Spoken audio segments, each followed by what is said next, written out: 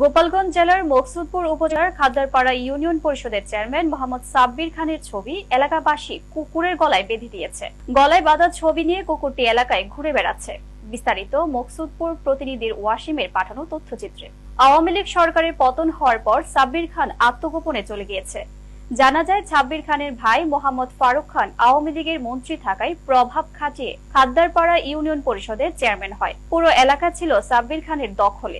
মানুষকে কারণে বিনা কারণে অত্যাচার করত, মানুষের বসবাসের ঘর দরজা ভাঙচুর করত, মিথ্যা মামলা দিয়ে মানুষকে জেল জরিমানা করাতো। সাব্বির খানের একদল সন্ত্রাসী বাহিনী ছিল যারা সাব্বির খানের হুকুম মতো মানুষের উপর অত্যাচার নির্যাতন করত, মারপিট করে সাধারণ মানুষকে দেশ ছাড়া করত।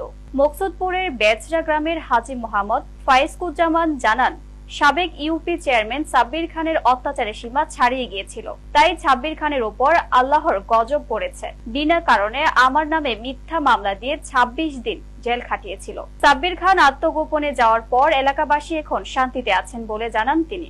ওয়ালাইকুম রহমতুল্লাহি ওয়া বারাকাতুহু। প্রিয় মকসুদপুর এবং কাশিয়ানী সম্মানিত ভাই ও বোনদেরকে আমি বিনীতভাবে অনুরোধ করব, আপনারা দেশের যে পরিবেশ পরিস্থিতি হয়েছে সবাই শান্ত থাকেন।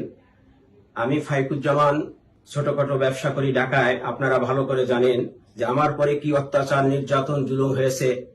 মিথ্যে মামলা দিয়ে আমাকে জেলের ভিতরে রাখা হয়েছে। ২৬ দিন বিনা অপরাধে আমাকে জেল খাটতে হয়েছে।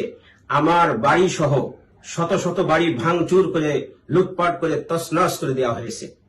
আমাকে সহ আমার এলাকার নিরীহ মানুষ তাদেরকে শত শত মামলা দিয়ে এলাকা ছাড়া করা হয়েছে। তারপরেও আমরা আল্লাহর কাছে ধৈর্য ধারণ করেছি, আল্লাহর কাছে বিচার দিয়েছি। মহান আল্লাহ পাক এই জালেমের হাত থেকে, আমার এলাকার যে সর্বোচ্চ জালেম ছিল, এই জালেমের হাত থেকে আপনাদেরকে মুক্তি দিয়েছে, আমাকে মুক্তি দিয়েছে। আপনারা শান্ত থাকেন, আপনারা নীরব থাকেন। ইনশাআল্লাহ আল্লাহ যে বিচার করে সেই বিচার আমরা করতে পারবো না। আল্লাহর বিচার শুরু হয়েছে। আল্লাহ ইনশাআল্লাহ এই জালেমদেরকে আরো বিচার করবেন। আপনারা ধৈর্য ধারণ করেন, সবাই আপনারা নীরব থাকেন। আপনারা ফেসবুকের মাধ্যমে কাউকে ভুল বুঝাবুঝি করে গালাগালি ফস্তাফস্তি করে গুনাহগার হবেন না।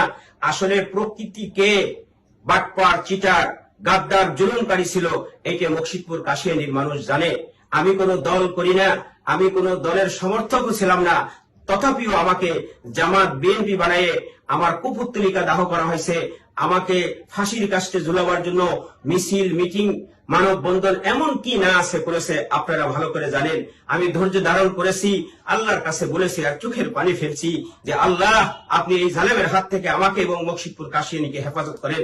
আল্লাহ আমাদের ডাক শুনেছে, আল্লাহ আমাদেরকে হেফাজত করেছে। আমরা শান্ত থাকি। ইনশাআল্লাহ দেশটাকে সবাই একত্রিত মিলে দেশটাকে ডেভেলপ করার জন্য, দেশটাকে উন্নত করার জন্য চেষ্টা করি। সবাই ভালো থাকবেন, আপনাদের সাথে দেখা হবে। আসসালামু আলাইকুম ওয়া রাহমাতুল্লাহি ওয়া বারাকাতুহু।